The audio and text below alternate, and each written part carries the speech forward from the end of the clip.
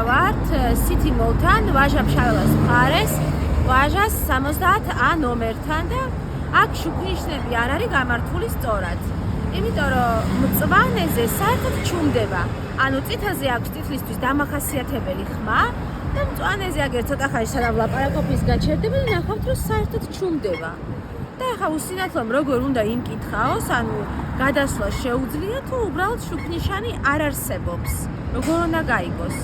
ან სხვაგან რო წრიპინებს ქალაქის სხვა ნაწილებში, თქვათ, მწვანეზე და აქ რო ჩუმდება, როგორ უნდა მივხვდეთ, რას უნდა მივეჩუეთ ბოლო-ბოლო? როდის დადგება ის დრო, რომ სტანდარტების შესაბამისად ყველა შუქნიშანი ერთნაირად გაიმართება?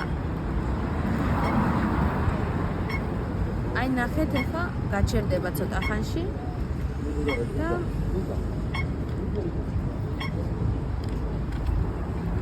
ეს არის მწვანე.